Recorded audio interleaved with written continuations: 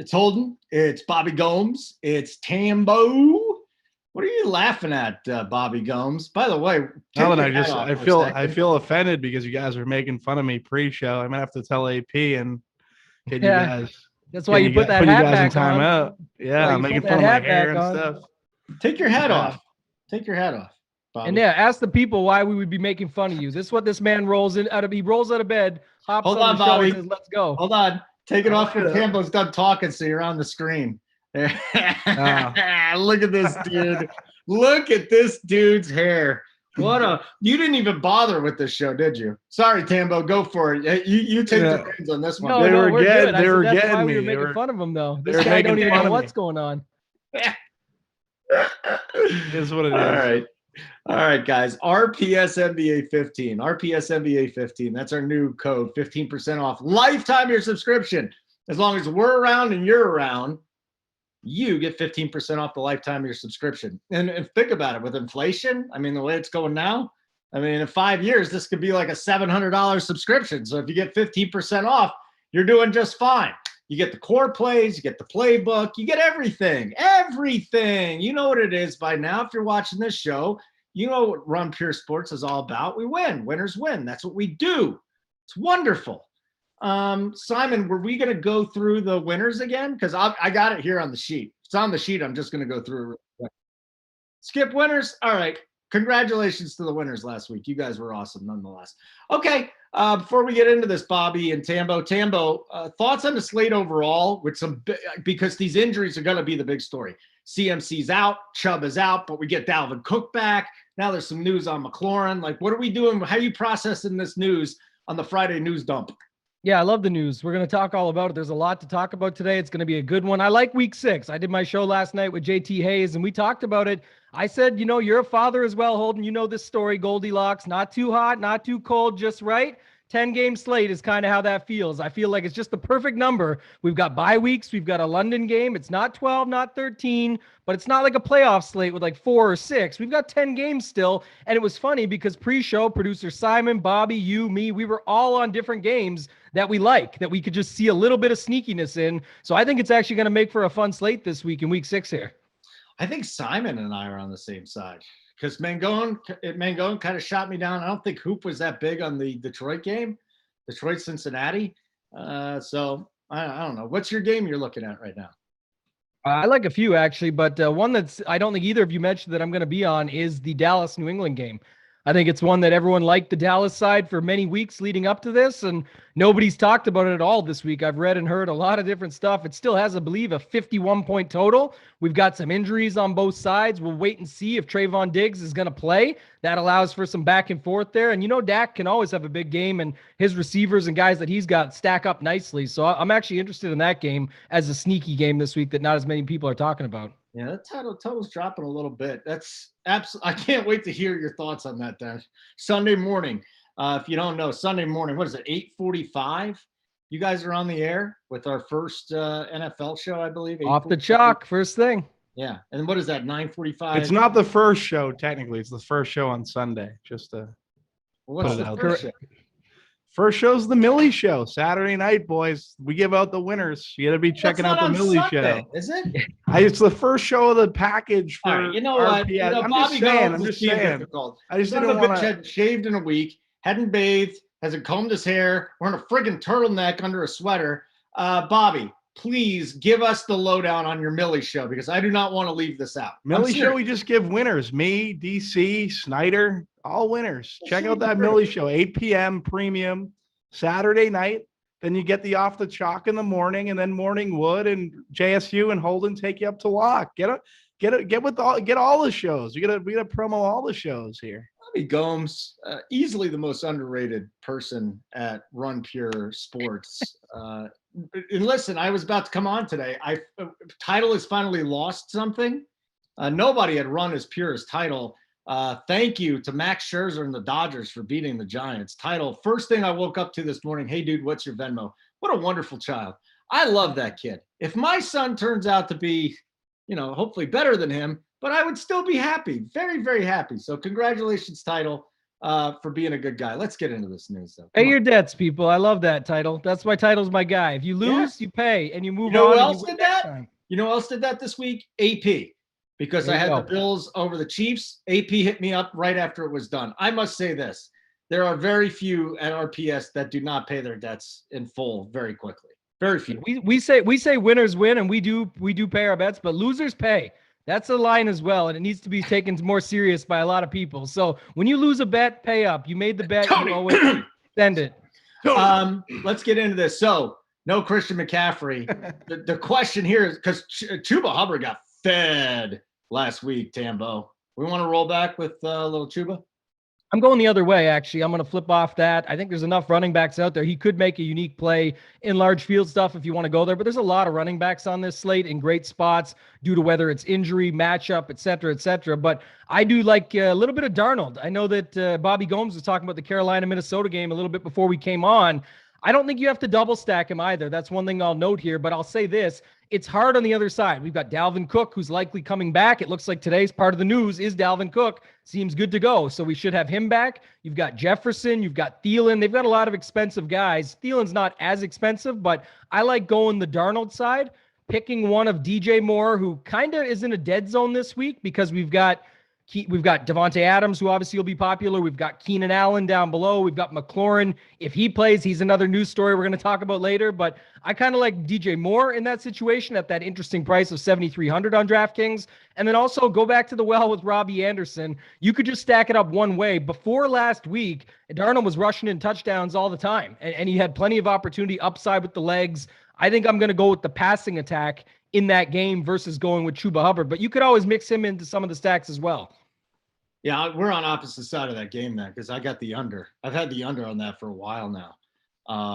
Interesting. All right, Bobby Gomes, let's get your take on Trouba Hubbard this week. 5,900 on DK. Minnesota, not bad against the run either. And even if the guy gets 24 attempts, is that enough for you to roll him out this week? Because, boy, that workload is big. I actually like this whole game specifically for the GTO game theory. You're over two then. You're over two. Just for me, like this Minnesota team, people have been trying to target and get them right for like the last 2 weeks, especially like the Sharps, so to speak. Like they've been chasing like Kirk Cousins teams. Like I have no idea why. DJ Moore last week, he was supposed to be chalky. Well, he ended up chalky. His price went up, whatever. Like I was off there. I'd rather get on DJ Moore, Darnold now, run it back with Dalvin coming back.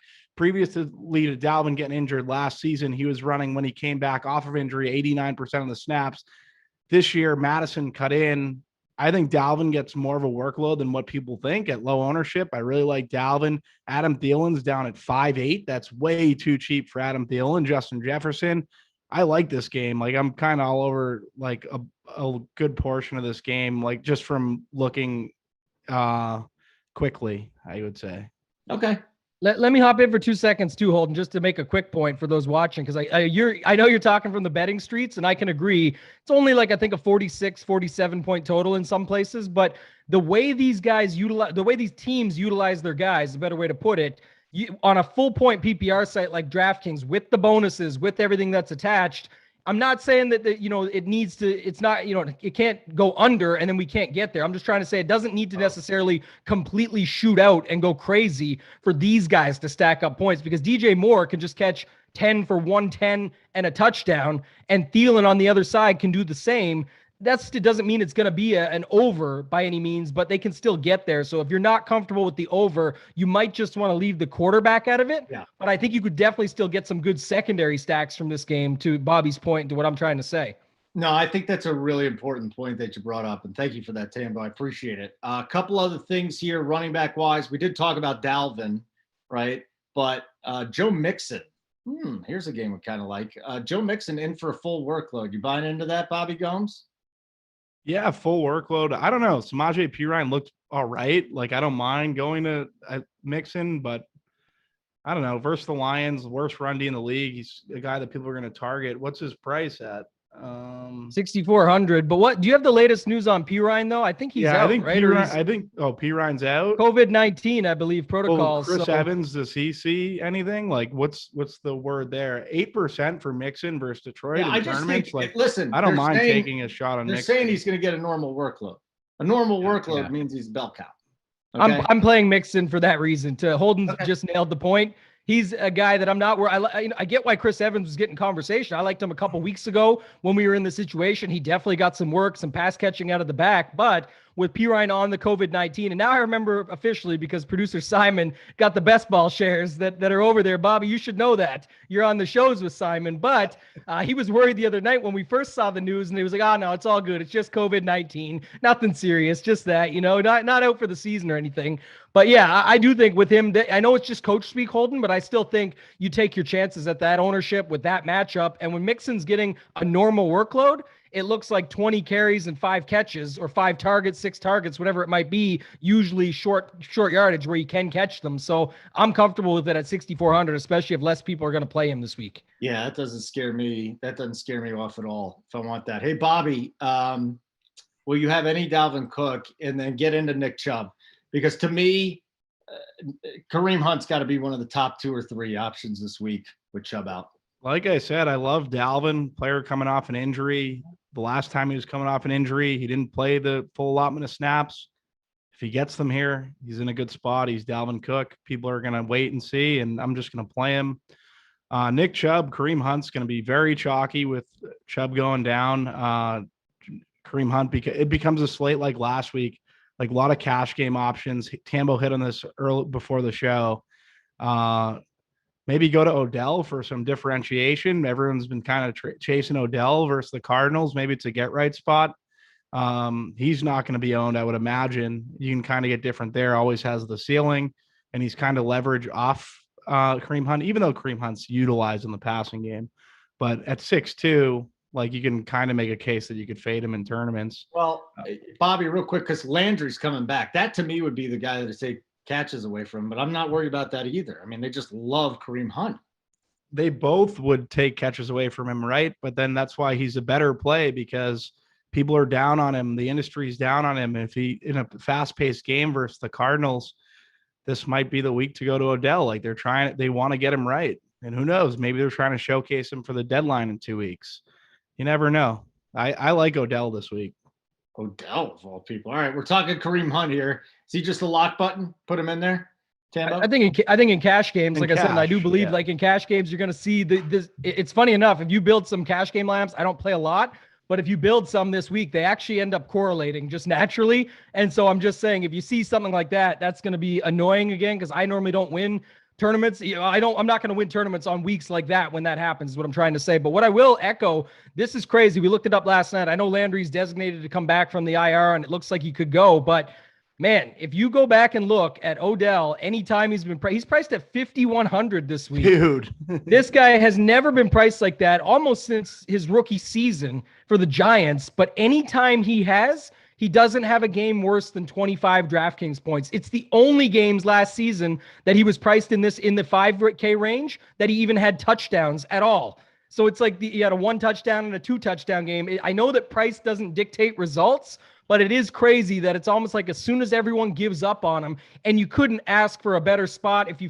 remember week 1, Mostert, lock and load, get him in all your lineups. Oh, there's Deebo Samuel for 10 for 178 and a touchdown. Wow, that happened quickly, right? That's exactly what you're looking at here. They've been trying to get right. There's been conversation, and hey, we just saw it. Big T called it over in our premium Discord. You talked about it earlier, RPS NBA 15. Use it to sign up. The Discord's incredible, but he said it's going to be an Ertz game. They're showcasing him.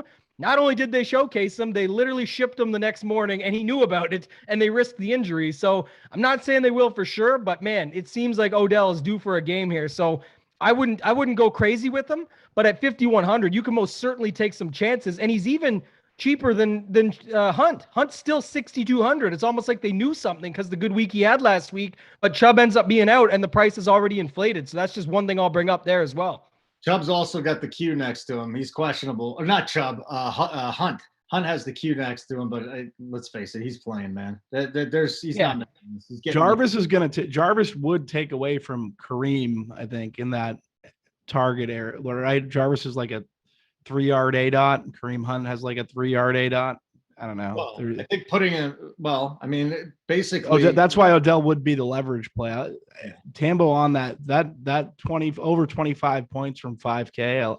There's 3 guys like that this week. Me and JT Hayes looked into it last night on the Mayo Media Network. And the first one, the reason we dug in was because Keenan Allen at 6,400. And now that's good segue. We're going to talk about Mike Williams here at some point, questionable, unknown for Sunday. He was already going to be popular, but this is almost like where wide receiver chalk, I never eat it when it's the most expensive guy usually, like Devonte Adams. I haven't over the past couple weeks.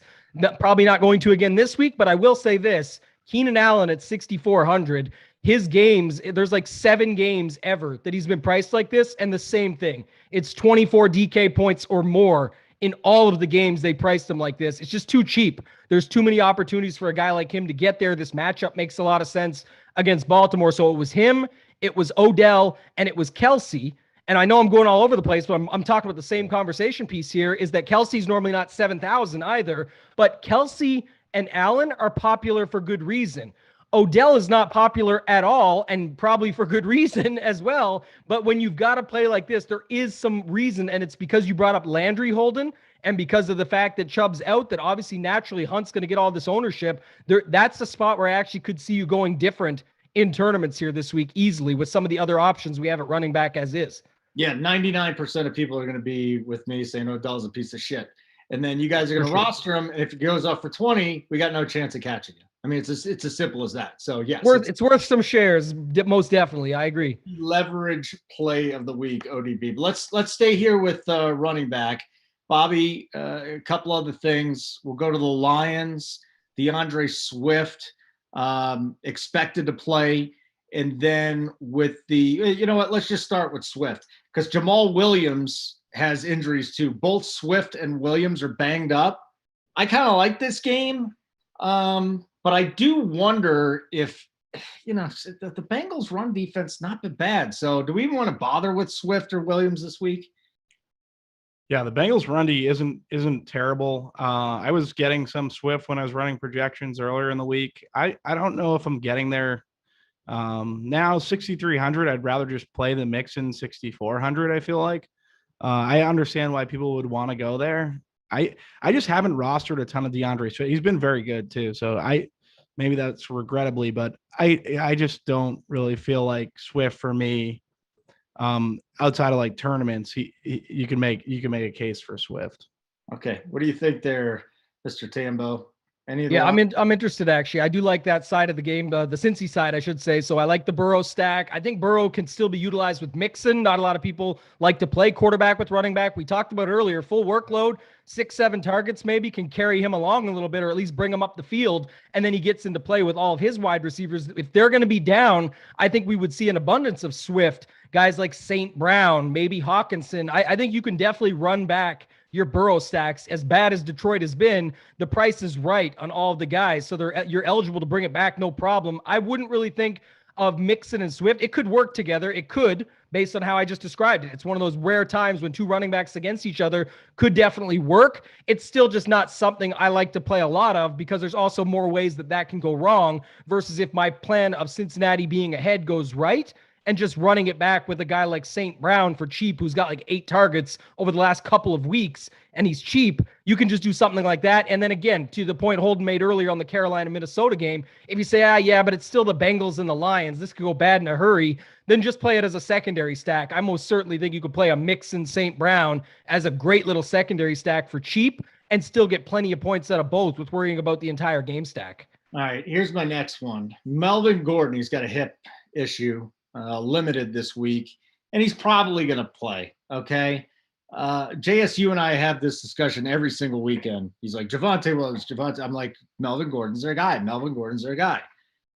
Last week, I started to get a sense, and then talking to some guys out here in Denver, I'm starting to get a sense that maybe Williams starts getting a couple of more looks. Here's the problem. And Gordon's probably going to play. If he's out, Javonte Williams is a top play.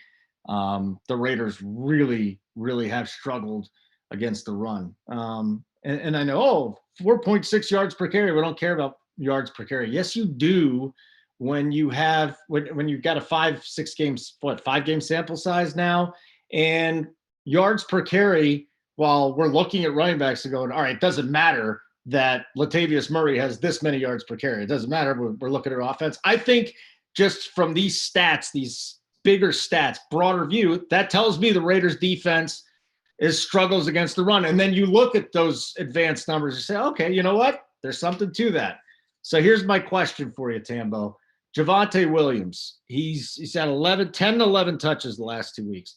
If he can get to 12 touches, just 12, does he have enough at 5K on DraftKings to at least, because if he gets in the box, we're talking 17, 18 points.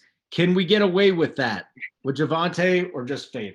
You guys can get away with one carry against the Raiders at some point, in some cases. So if you're telling me he's going to get 12 at that price, and again, I'm looking at it a couple different ways, not to switch gears. I'm with you. I can definitely go there. It would only be in a one-off or a secondary stack. If you want to run them back with Renfro or Waller or something like that, you could go ahead. I think 12 is plenty enough.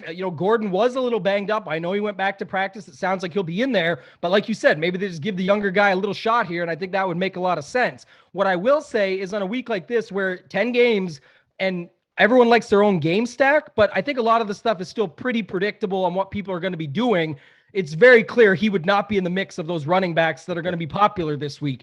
Neither are the guys at the top, to our conversation piece earlier around a guy like Dalvin Cook. So I've got no problem if you just want to go up or down and leave some of those guys in the middle alone that are being touched up this week as far as ownership's concerned. And I would definitely go use a guy like him in large field tournaments to take some shots. You don't need much. You could play 8 to 10% and have plenty of him versus the field and still get away with it. So I do like that quite a bit. Mr. Gomes, what's your take on little Javonte, even if Gordon is in?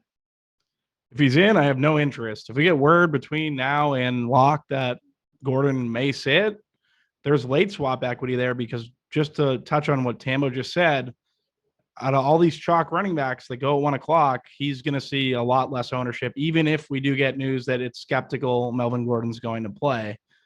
And in that case, at 5K, you just take the chance. I think in turn, not take the chance, but like if you're playing 150, you can take the chance. If you feel like you can take it, depending on news and coach speak, like be cognizant of your decision. And he's an MME guy. If I'm sitting here in my $100 1,500-man tournament, don't bother with it. Right. That's how I feel about it. Or if you're behind and you can swap, and you have that option to swap late on like mid come 2 o'clock Sunday, you know what I mean? Like that's what the. Would you play him on an afternoon slate? The guys are going to make fun of me too, because all I ever do is talk about this afternoon slate. But I feel like I had a rougher week on the afternoon last week, but yeah, I like him on an afternoon slate. He'd be a lock if Gordon's not in. Like he's definitely the guy, I would say. Yeah, everyone's going to play Hunt too, because Hunt's in the afternoon slate. So yeah, I could definitely go there. Like I said, I would take the risk if you got a lot of lineups. Hunt is just chalk that I have a hard time not eating this week. It's just he's in such an amazing spot. That's what I'm saying, though. It's been 3 weeks of him crushing. Like eventually, even though he's chalk now, like this is where you have to kind of get. But he's getting more work. He's going to get more work than he's had. It's a great price. I know. It's a great There's price, other great factors spot. to it. I personally don't think it's a great price. I think it's a great price for you look at the Madison stuff and you see, I don't mean like against you. I'm just saying in the sense that you do have other factors to think about. He's a lot more than some of these $4,900, $4,600 backs that are starting running backs. We'll get to Herbert later on for Chicago as an example. Williams for Kansas City as an example in a big high scoring game. That would be a differentiating piece. My thing is that you mentioned it earlier, Bobby. I think you nailed it. You and Holden both talked about. He brought up that Landry is likely to be back. You brought up that could affect him even more. Those short pass work things where we're used to Hunt being involved. I think that was contributing to some of Hunt's workload. So I don't feel like in tournaments, I'm not as worried about fading him as when it's a spot like Derrick Henry or something like this. Again, price would be different, but the spot of, you just have to play or Madison, for example, last week, we just know what Minnesota is going to do with the ball. They're absolutely going to run it down their throat all day, and it's hard for the guy to not hit his tag. I don't think it's a guarantee here like everybody thinks. We'll see. So within the context that you're saying, like I agree with that 100%. I had this conversation earlier. If he with Mangone, if he was 5'5", in Madison's price. Like, he's a great price from the look of it and what he's done with in the last 3 weeks. But he's not 5'5", he's 6'2". So 6'2", albeit it's a great price for a starting running back within the context of the slate. It's not as appealing. Well, it's good, but it's not. There are other spots, like you said. And on top of it, too, it goes with what we've talked about already, but there's almost nobody playing these high-priced running backs because you've already got McCaffrey out. You've got no one wants to play Aaron Jones. Dalvin Cook's coming back from an injury. Eckler's expensive, and other people are going other routes, and they have these freebie running backs that it changes the whole dynamics of your roster construction just by moving off of a guy like that because he fits it completely, any type of build. Hunt can go in every type of build this week. Doesn't matter. All right, let's do a little like button. Let's do a little subscribe to the Run Pure Sports channel. Little red button, right-hand corner, sideways triangle. Hit that, and then you'll be signed up for all our videos when they come out. You were talking about Herbert there, Tambo, so let's just get to him real quick. He's in because Damian Williams is out. He's on the COVID. What do you have, 18 for was it 80-something or 18 for 90? He looked good. He's got the Packers. I don't know what he can do. 18 for 75, excuse me. 18 for 75. I don't know how much I trust them using him in the passing game. There's a lot of question marks. But if you liked Williams, this guy's getting volume. So if you're chasing volume, then he's probably a place you can go. Yeah, he's going to be pretty popular. That's what I said. I just wanted to bring him up because, like I said, how people are going this week. That's why I'll take chances on some of those guys like Mixon, who we mentioned already in that. It's not someone I love. I also What I look at a lot of the times when it comes to roster construction, we always relate this show to daily fantasy and how we're utilizing it, is just the factors of what's going on the entire slate. What's the grand scheme of things? And for me, the minute people are plugging him in, who are they plugging in right after it? Devonte Adams. He's cheap. Adams is expensive. He helps you afford Adams. They make sense as a secondary stack. Everybody has that. It'll be in cash games. It'll be in tournaments. It'll be everywhere. And I'm honestly looking to flip it a little bit. I think the matchup's a little bit harder. I know the volume's there, and it's just the nut play for 4,600 because there's no one behind him. Even Nall, who they brought up from the practice squad and likely wouldn't even get work, even he came up questionable today. It's like they really have nobody there except him. But like I said, that doesn't always mean work. I think you could do a couple things. You can avoid it altogether is one. Two, you got Robinson, who's questionable. You could go to a guy like Mooney, who's pretty cheap and they've liked to utilize. And I think we could see Fields have to throw it a little bit more this week. I'm not saying to stack him per se, but just to do it that way. And then the last one is I think you can flip it completely and again, go to the other way and use Aaron Jones on the opposite side when a lot of people are using this running back, go up and pay up at running back to a guy that we know that is a double leverage play because everyone's using the opposite Chicago back. You use the Green Bay back and everyone's using Devonte Adams. You go down from the $9K most popular wide receiver and use the $7,300 running back that completely changes your roster construction and opens you up to more opportunity to leverage up on the slate overall. I had a long conversation with Mangone on, Wednesday. We do our DFS and bet show called Picking Winners. Keg's on that with us. I actually had a thing, Aaron Jones versus Damian Williams, head-to-head yards. I went with Jones, and now Williams is gone. But to me, Aaron Jones is just a spectacular play this week. No one's going to be on him. He's got boom upside every single week, 40 points. He can win a slate. That's a guy I'm definitely going to have some of, Bobby Gomes. The Chicago run game, you want any pieces of it against the Packers this week? Yeah, I feel like Herbert was going to be chalky earlier in the week once we got this Hunt news today. And I kind of liked Herbert from what I seen last week, and they weren't afraid to give him the rock. So I don't mind going to Herbert, especially at the depressed ownership now, because I still think it's a good spot. I don't hate Herbert. He's someone I was trying to think if I was playing 150, what I'd be doing with him, because I don't think the ownership's where it should be at that price. Okay, very good. Let's go to the wide receiver position, boys. There's a lot going on here. Any concerns, Bobby Gomes, with Terry McLaurin? He didn't practice on Friday. That being said, Ron Rivera said they just sat him because of an abundance of caution. Both my guys up there said it was just a little bit of tightness in the hamstring. If there's any issues, it's going to happen in game because he's going to go out there, which is like, oh my God. How do you not go with Terry McLaurin, though, in this matchup? It's the greatest matchup in the history of the world. It's the Chiefs, and he's the wide receiver one on the other team. Yeah, anytime you get a chance to play McLaurin, you just play him. Tough to get this news with the hamstring tightness, especially going into Sunday. The DNP on Friday still scares me. I'm always hesitant to play guys that didn't practice on Sunday. I know they're saying it seems like he's going to play, but I still would have worry in that case. Curtis Samuel, Ricky Seals-Jones, they're guys that have been popping in projections this week, and they would obviously see a bump. Maybe Daimi Brown, if he's not injured. One of their receivers, someone was down, banged up previously, but maybe not. If he's not, then I think he's fine. I like McLaurin if he plays. Like, this is a great spot. He's Terry McLaurin. He's a fantastic receiver. I don't mind him at the price. And I also love this Chiefs stack. AP wrote it up. I think it's super sharp to go back to the Chiefs here after the stinker that they kind of been putting up these recent weeks. Love Tyreek this week. Oof, really good tournament play. Hey, Tambo, what do you want to do with McLaurin, a guy that has 30% of the target share and almost 45% of the air yards? Yeah, I love him. I still loved him last night. I know the news is a little bit wishy-washy. I think it was JM to Win posted on Twitter earlier that one site talking about it like it's the worst thing ever when a guy doesn't practice Friday, and he said, does fear sell? Because then The Athletic had all the good quotes about it that, hey, it's just an abundance of caution, should be good to go on Sunday. So I'm still going to play him. I think it doesn't matter. I talked about this last night with JT Hayes about how, hey, if they're somehow up early, and some of the stuff Bobby Gomes has been saying himself about Kansas City not being able to take care of business. That's in the context of, that's in a macro context. I like it. I'm saying I'm not against it. I think Kansas City, my favorite team is the Ravens.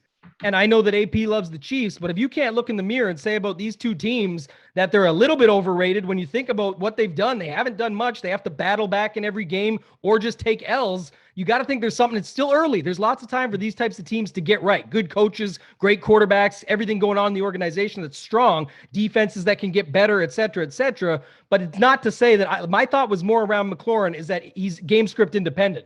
If they're up early on or get a lead, it's likely because he had something to do with it. If they're down, he's even better of a play because they're going to have to go to him. And why not feed your wide receiver one? So I think it was the Prize Picks over under was 77.5.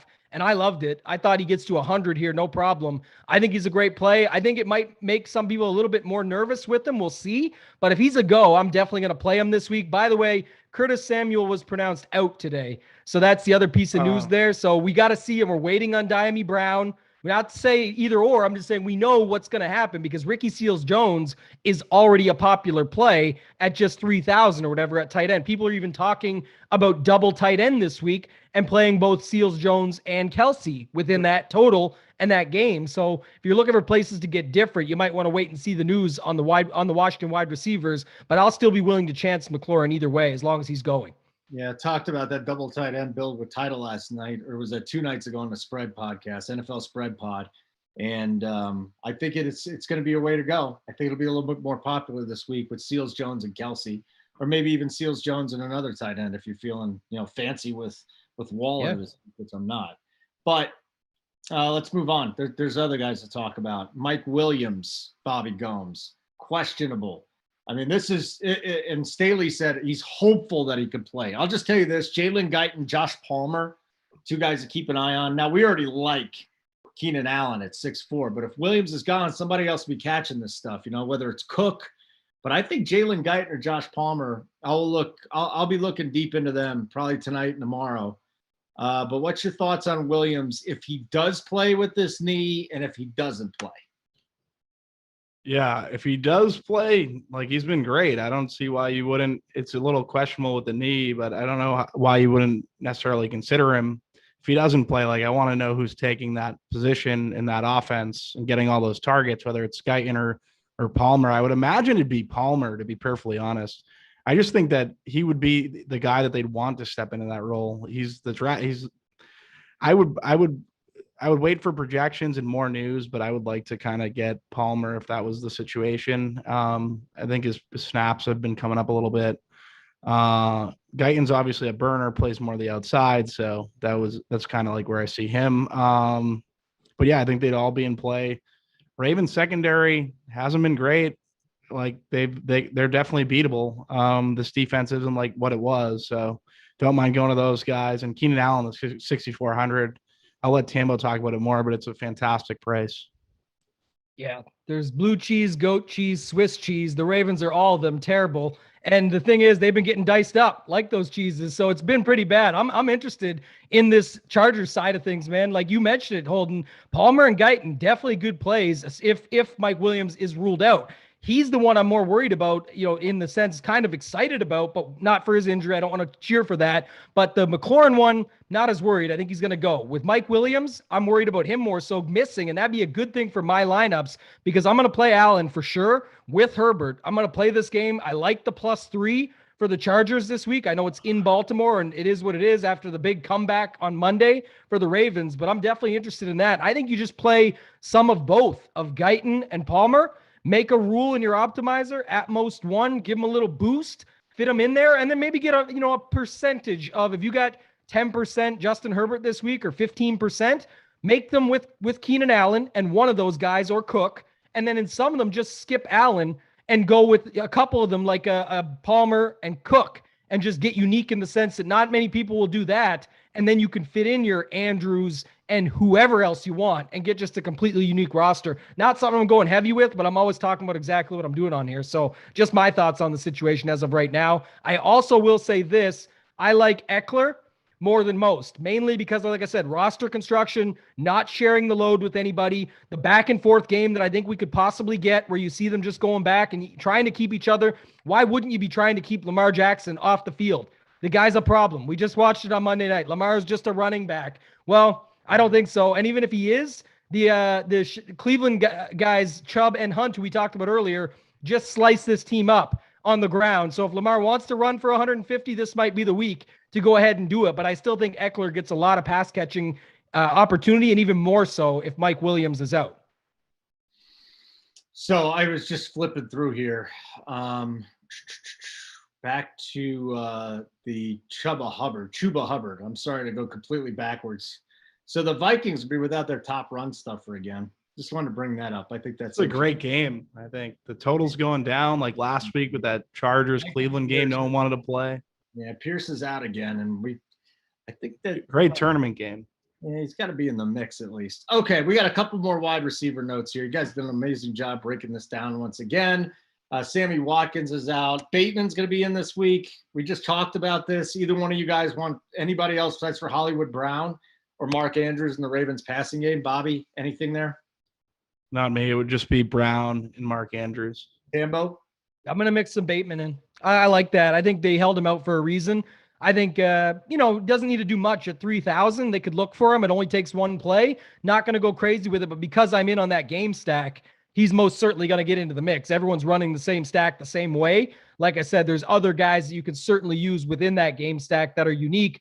I'll take some shots on Bateman. I don't know. We'll see. Is he going to get 30% of the snaps, 50%? Is he going to get a bunch? I don't know. We don't know, but that's where you want to take these opportunities in DFS and on a 10-game slate. I know it's still plenty of games. Like I said, just the right number, but he's a guy that you could fit in at 3,000 and take a shot on with Lamar and just leave it at just that. Leave Andrews and Brown out of it and then run it back with Keenan Allen. That's a way to get unique with Keenan Allen because most Keenan Allen lineups with Lamar will have Brown or Andrews. Get Bateman in there and then fill in all the value plays around it. You're already unique enough at a pretty good game. Okay, if anybody's interested in playing our showdown slates, I mean, there's so many different ones now. It's pretty cool. You get Dolphins, Jaguars. If you want to try and act like you're interested in that game on Sunday morning, if you don't have any money on it, Buffalo, Tennessee, that'll be a fun one. Seattle, Pittsburgh. There's another one. So many games you can play showdown. Our showdown crew is bananas, man. JSU, Tony, Tambo, our Monday Night Football showdown crew. I mean, we got Big T and Head Chopper doing their stuff. It's just part of the package. You get everything. You get the DFS side with the season long. You get all the sports. You don't just get football. NBA's coming up next week. We're less than a week away from tip.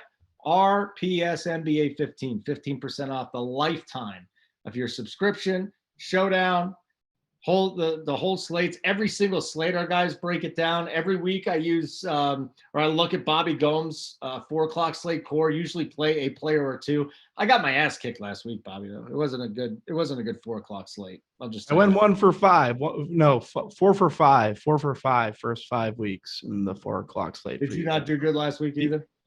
No, yeah, I didn't. My 4:00 team. My 4:00 teams. My picks in the 4:00 pretty much killed my 1 o'clock cores, which were very good. So. My 1 o'clock saved my ass is all I could say. But yeah, that 4 o'clock was no bueno. All right, couple more things to get to here. Tambo, Daniel Jones expected to play. Sterling Shepard expected to play. We're still waiting on Darius Slayton. Still waiting on Kadarius Toney. Saquon's out. Galladay is out. You want to just talk to me about the Giants here hosting the Rams, because they're going to have to throw the friggin' football. I'm not even messing with Devonte Booker in the backfield. I know he's valued at 5'4". I'm not doing it. There's going to be a Giants wide receiver or two that's going off. I don't know which one, but I want to know which guy it's going to be. Yeah, we're opposite. I'm definitely playing some Booker. I'm not heavy on him. He's not one of my favorite plays, but again, he falls into that same range that everyone's on the same guys. Rams definitely give it up on the ground. He can get there. It's the other running backs have got there against him.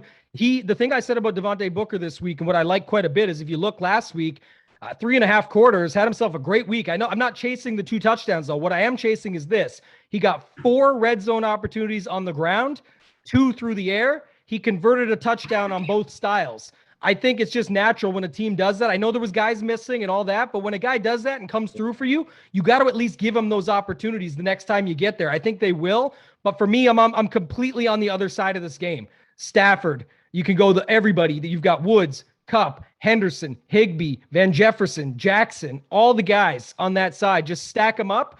And then Holden, to your point, you can use whoever you want on the other side once we get the news. But like Tony, go back to him. While his price went up some, it's probably not enough. Shepard's back. If you want to play Booker and say he gets his job early and then the other guys come back the other way, you can stack it up however you want. But their D really has not been too good against the run. The guys have got there against them. So I think there's definitely an opportunity for Booker, but I'm with you. There's still other guys you can play with in the passing game. Daniel Jones doesn't excite me. I won't be playing him or stacking him up from that side. Bobby Gomes, Giants. Is there a run back if you're running the Rams? And do you do anything with the Giants? Yeah, I think it's more what you're playing in terms of contest for the run back. I don't mind Shepard as a run back. He's back. He's back this week. He's had a really good season overall, but now you have to worry, is Tony going to eat in? Is Tony going to play the slot? Like, how are they going to make that work pretty much? And did Tony's price go to a point where you don't want to play him? I think, Tambo, you could still play Tony at this price tag. I don't think it's gone up too much. It's just a matter of which one. I just like the Rams side. I definitely like the Rams side. I like the Booker call too. I think he's interesting. He's definitely going to pick up this. Well, he's obviously not going to be Saquon, but they're going to need him. Rams defense is tough, but he's in that range of all these other running backs. So in MME, you take shots there, or if you're behind going into the second, they have a 1 p.m. game. So yeah, I don't know. That's pretty much my take. Probably be Shepard on the Giants side. Okay. The Zach Ertz news, you kind of talked about that. We can't have him this week anyways. I just want to bring this up. So last year, Kyler had a shoulder issue and he was the MVP for about half the season, gets the shoulder issue, and that whole team tanked. They sucked. They missed the playoffs. He wasn't good. Now, last week, his shoulder sore. Misses some time in practice this week. Go back and look at the game log from last week. You saw it happen during the game.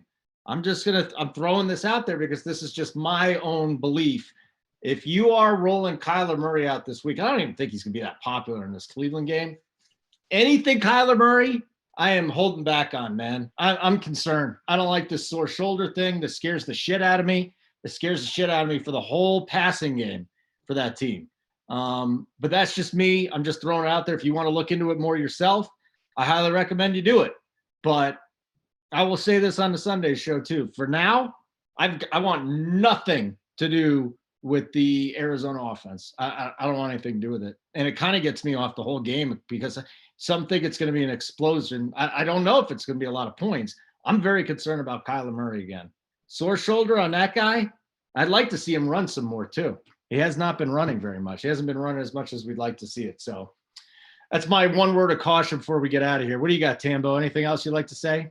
No, I kind of agree with you there. That's one side where I don't think you need a run back or anything. Like I said, if you want to play your Chubb lineups, it actually made me think earlier, if you are going to play Chubb, you could even utilize the Cleveland D, because Kyler already gives up natural sacks and things like that, running out of bounds, all that sort of stuff. So I think there's opportunity there anyway. And then there's even more if he makes a mistake or comes up short or shy or anything with that. And then you could do it that way to get a little bit unique with your Chubb lineups, go with pairing the D with them. And then the other thing of it is, just like I said, if you want to run Odell, like I'm willing to take some chances with, just play him as a one-off. He's 5,100. He's a fair price. He's cheap. He's probably a fair price in the sense that's what he should cost at this rate for what he's done, or I should say has not done. But I will say this, like I say, you don't have to go just because you play him. You don't have to play Baker. You don't have to run it back. He's 5,100. And same with Chubb. You can just play Chubb as is. Or sorry, Hunt. I keep saying Chubb. I mean Hunt. Thank you to the chat. We've been talking about it all show. Clearly, I know what I'm talking about. It's Hunt. Hunt that I'm talking about here. All right. What do you got here, Bobby Gomes? I love Kyler. A little worried about the shoulder, like you, Holden. I think there's trepidation there. In terms of run backs, like I could see playing a Kyler stack maybe with Edmonds, but not. I don't know. I'm just gonna kind of hold off till I get more news. Yeah, that's pretty much it. Nothing too crazy. I like Odell in that game, like I said. All right, guys, that's it. I want to give a shout out to Keg just real quick. Keg did it again last night. I mean, it was it was amazing. Bucks Eagles, he hit the under. I never watched the opening line thing on ESPN. Second time I'd ever watched was yesterday, and all of them go, "Oh, you go under on Hurts, under on Hurts," and then I hear Kegger go over, and I hit it once I heard Kegger do it. It's just this guy is so fucking good. Pardon my mouth. He's just so good. I gotta let everybody know. Joey Work on fire. Baseball season, playoffs, worlds. They're like, don't bring up last year. Last year was 6-1 in the World Series. I'm expecting a huge, furious finish from him. JJ's been killing it on both sides. Tyler with the props. Spread of Stare is back now because we got what? We got NBA starting up next week. Our bets team is ridiculous. If you're already a member, Get Bets gets you that. Get Bets 25 off, I think, is their promo code. If it's not, info@runpuresports.com and find out. I can't say enough great things about the bet side. I love these guys. They're absolutely spectacular. All right, Bobby, always good to see you, pal. Tambo, you too. I'm Holden. Simon, great work behind the scenes. As always, we appreciate it, my friend. RPS NBA 15% off the life of your subscription. Simon, get us out of here.